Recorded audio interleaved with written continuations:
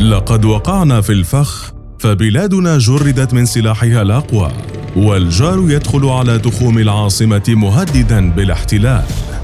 من دولة تمتلك السلاح النووي إلى دولة تخونها الدول، ولسان حال رئيسها يقول: لقد تركنا وحدنا، والحرب تعصف بنا من كل اتجاه، فماذا نحن فاعلون؟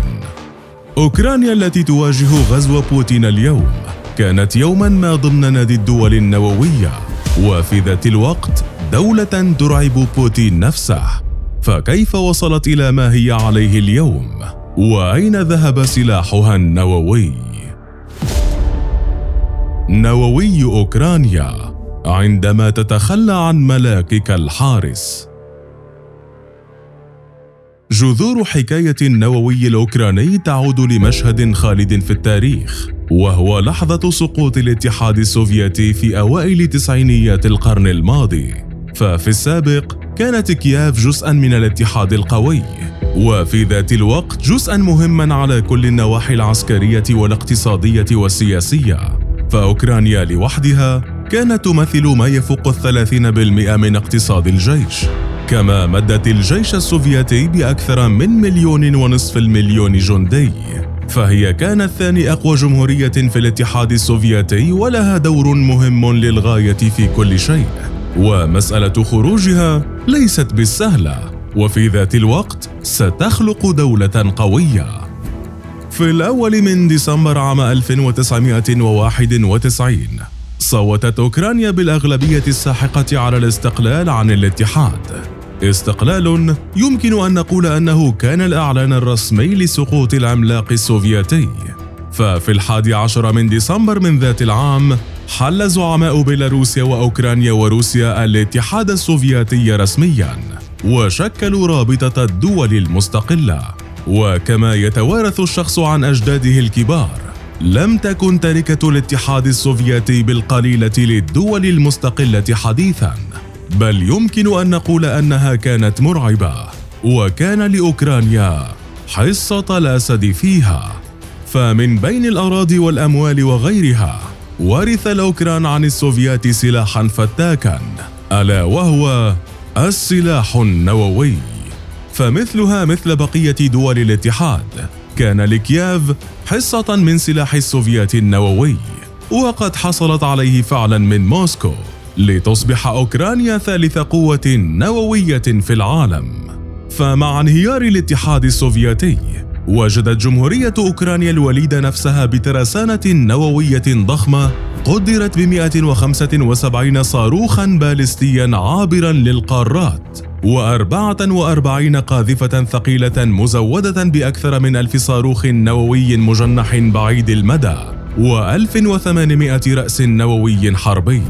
ولكن الأمجاد والأحلام لا تدوم طويلاً، فانهيار الاتحاد السوفيتي ترك خلفه عملاقاً جديداً متمثلاً في روسيا، التي اتضح أنها لن تقبل بوجود دولة نووية على حدودها أبداً، حتى وإن كانت تلك الدولة على وفاق معها. فقد سبق الانهيار تعهد كل من الجانب السوفيتي والجانب الأمريكي بتخفيض أسلحتهما النووية في معاهدة ستارت 1، التي وقعها ميخائيل غورباتشوف وجورج بوش الأب، والتي بموجبها التزم الطرفان بعدم نشر أكثر من 6000 رأس نووي و1600 بين صواريخ باليستية عابرة للقارات والقاذفات. وبحجة تلك الاتفاقية تم تجريد كييف من النووي.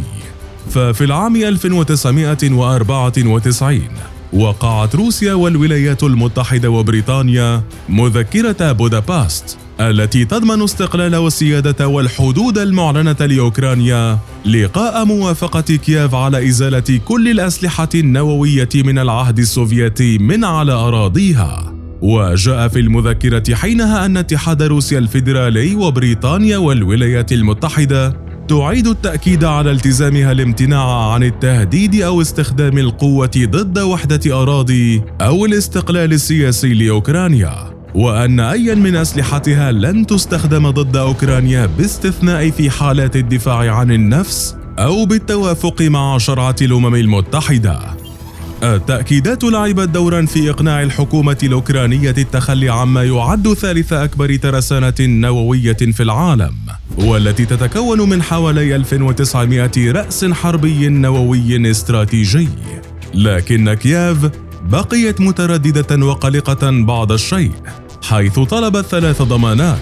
الأول يتعلق بالحصول على تعويض مالي عن قيمة اليورانيوم عالي التخصيب في الرؤوس الحربية النووية، والذي يمكن مزجه لاستخدامه كوقود للمفاعلات النووية، وحينها وافقت روسيا على تقديم ذلك الطلب.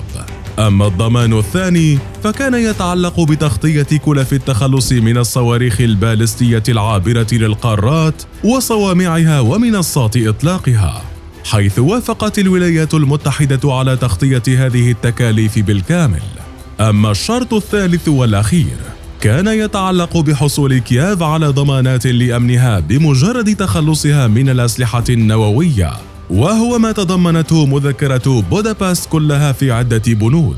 لكن أوكرانيا وبعد مرور 20 عاما من ذلك الاتفاق أدركت أنها ارتكبت خطأ لا يغتفر بتوقيع تلك المذكرة والموافقة على التخلي عن سلاحها، فقد خرقت روسيا فعليا جميع الالتزامات التي تعهدت بها في مذكرة بودابست، إذ استخدمت موسكو القوة العسكرية للاستيلاء على شبه جزيرة القرم الأوكرانية، ثم ضمها بشكل غير قانوني في أوائل عام 2014.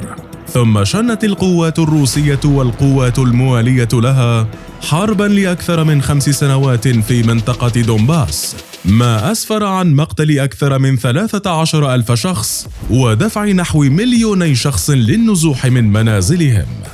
وقبل أيام نفذت ما هو أكبر وأضخم من ذلك، فأطلقت غزوا شاملا ضد أوكرانيا في أضخم حرب تشهدها القارة الأوروبية منذ الحرب العالمية الثانية، لتنسف بذلك مذكرة بودابست بالكامل دون عودة.